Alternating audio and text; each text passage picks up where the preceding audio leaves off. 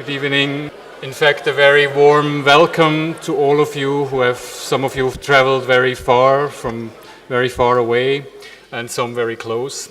Of course, it's my particular pleasure also to welcome a few very special guests, among them the Prime Minister of Malta, the Honorable Joseph Muscat, and the Premier of Nevis, the Honorable Vance Emery, and also several other senior representatives from the UNHCR and other institutions and companies we work with around the world who are joining us this evening and who are here with us today.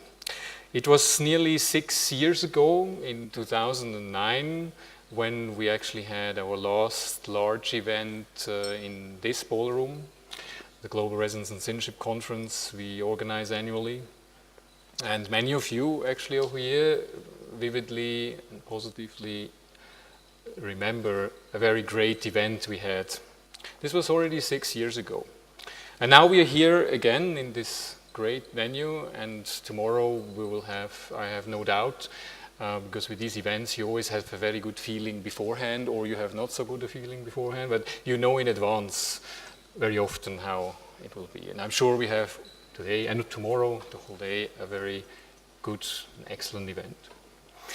Now, for this evening, unfortunately, I have to tell you that we have accumulation of two very unfortunate situations. First of all, Ambassador Vasesha, who was supposed to be here, he has been admitted to hospital 2 days ago, and it seems that he had to stay in hospital, very unfortunately, and so he's not here with us.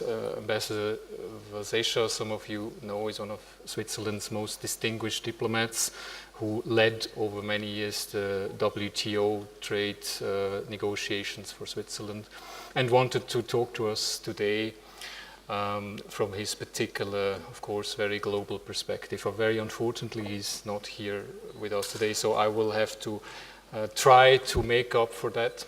We'll see what I can do. And also, I will see for this evening, as many of you know, we have a very special partnership with UNHCR, and so I'm very pleased to welcome several UNHCR colleagues today. But very unfortunately, the second accumulation is that Alex Alainikov, the United Nations Deputy High Commissioner, who also should have been here today, unfortunately had a family emergency in Geneva and could also not make it. So I'm very sorry about that. We have, however, Daniel Andres here. He's the director of the UNHCR for External Relations, who will speak to us later this evening as well. And we will have a couple of very, I think, very important things to say with regards to our partnership and what the UNHCR does, and I'm very sure Andres will very well represent the UNHCR here.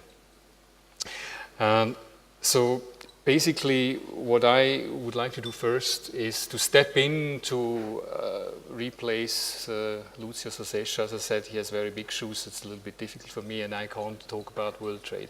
I can talk about something else though, and that is, why do you actually need a second citizenship? Because that's, of course, one aspect of the work we do. And I had to think about that a little bit, of course, what I'm going to talk to you about here. But I think, and I had to get something, you see, from home. And so I am, of course, a Swiss citizen, very Swiss, and I have a Swiss passport that looks like this, for those of you who don't know. And a Swiss passport, if you're born in Switzerland, you have one of those, is a very good document to have. It's, of course, a well-respected country, and with this passport you can travel almost everywhere, or to a lot of countries, and it's a safe home to return to. It's a pretty good life start you have if you have that. But also you travel a lot, most of you, I travel a lot, and even if you're a Swiss citizen, yeah, you still have situations where actually you may need a second passport. How many of you are dual or multiple citizens? Can you raise the hand? Oh, quite a few. Yeah. I predict in 10 years it'll be a lot more. With the Swiss passport, it's great, but I went to Vietnam a few years ago where I need a visa as a Swiss citizen. And I had to hand in my passport to the Vietnamese embassy in Bern, and it was lying in Bern for a little bit too long. I had a flight planned for a Saturday, and by Friday my passport wasn't back. Now what to do?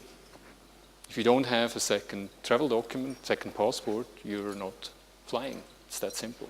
Luckily, at that time, I had another passport. I had a passport of St. Kitts and Nevis. And with this passport, I was able to travel to Singapore on Saturday, while my passport was still in the embassy. And I think on Tuesday, they couriered my Swiss passport with the Vietnamese visa to me in Singapore. So I actually could travel. If I did not have that, I would have to wait. This is just one practical example where even as a Swiss citizen, it is very practical, simply practical and convenient if you have more than one passport. But what if you, let's say in Vietnam, after I came back from Vietnam, I had also a Vietnamese passport. And with a Vietnamese passport, with this one, this is one of the worst passports. It's in the lower fifth of our global visa restrictions index. And with this passport, you can hardly travel anywhere. You need a visa everywhere. Suppose you are a citizen of a country where you need visas almost everywhere. Then it becomes almost a necessity to have an alternative passport, an alternative citizenship. Because if you're a global citizen and you travel around the world and you have just a Vietnamese passport, it's a problem. It's really an issue, and there's a lot of people around the world that have that issue. And some have the luxury to be able to invest and then acquire residence or citizenship status in another country, and then they can also enjoy more travel freedom. But it can become more serious than that. I happen to also have a Danish passport. And the Danish passport is a little bit like the Swiss passport. It's a small, neutral country, and with the Danish passport, you used to be able to travel all around the world, very respected country, and no problems anywhere. But I'm sure all of you remember that some time ago, there were some cartoons published in Denmark, in Jyllands-Posten, which a week later a major Cairo newspaper took up, these famous Mohammed cartoons. And within less than a week, as a Danish citizen, you couldn't enter about 15 countries in the Middle East. Danish embassies were set on fire. As a Danish citizen standing in a queue at the airport, you were attacked. And suddenly, if you just had a Danish passport and needed to, for travel, business, leisure, family, needed to go to the Middle East, you had a problem. Before, it was great. Suddenly, you have an issue. That can be even more serious. American citizens, British citizens, they are today all exposed. They are very exposed in large parts of the world due to various geopolitical developments that seem to only get worse. We will hear more of that today, of course, from a completely different angle with the global refugee crisis that has also basically created and is continuing to create a further and increasing problem from a completely different angle. But as these problems around the world grow, suddenly with one passport it might be good today, it might be not good tomorrow. And that is the same thing when you have just a passport from Denmark or from the United States or like that. What do you do?